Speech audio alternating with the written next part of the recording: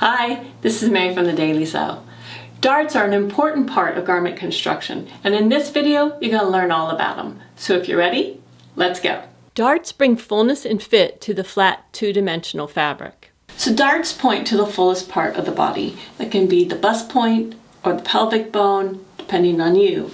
And also depending on you, you may need to shorten your darts or lengthen them. You may also need to lower them or raise them up.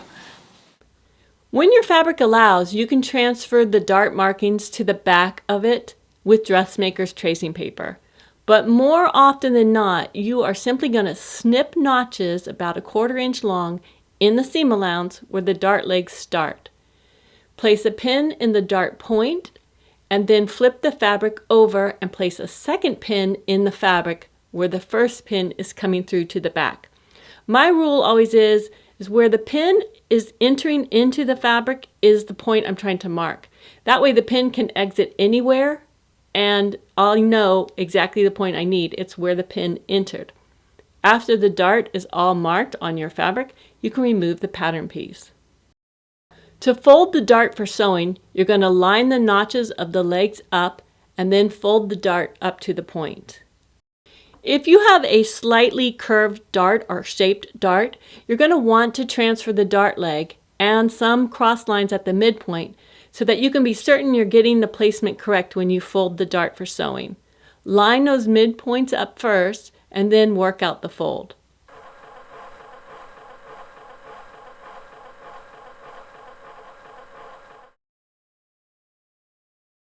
On a double-ended dart, you're going to place pins to mark the widest point of the legs.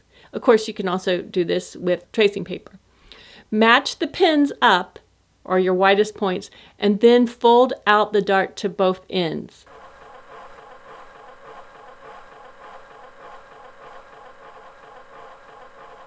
When sewing darts, you're always going to start at the legs or the widest part of the dart and sew toward the point. When you get to the point, you want to taper to nothing. Because you don't always have the dart leg marked on your fabric, you can use thread as a guide for straight darts. You're going to pull a thread tail from the needle thread, insert your needle down into the fabric like you're about to sew, and bring the thread tail to the pin that marks the dart point toward you. Wrap the thread tail around the pin, and now the thread is showing you the line to stitch. Lower the presser foot and follow your guide.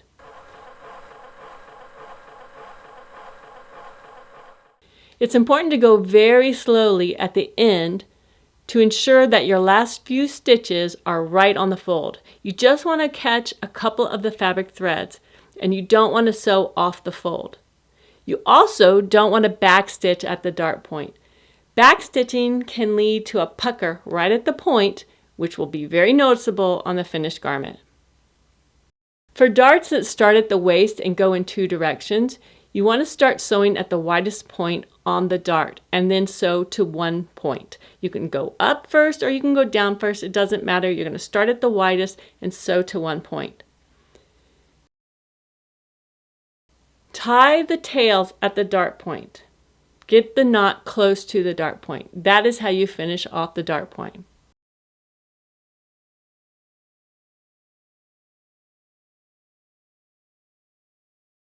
On this double pointed dart, now you're going to sew the other end of the dart by overlapping your stitches at the start, or the widest part, and sew toward the other point.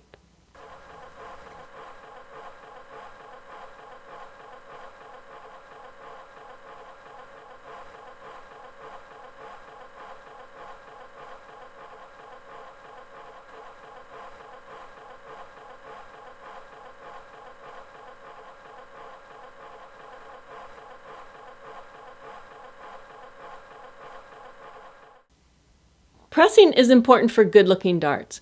You want to press the dart right after you sew it before you sew that garment piece to anything else. First, press the dart when it's flat and try not to crease the fabric beyond the dart point. Next, place the dart over a curved pressing surface like a tailor's ham. This helps set the shape.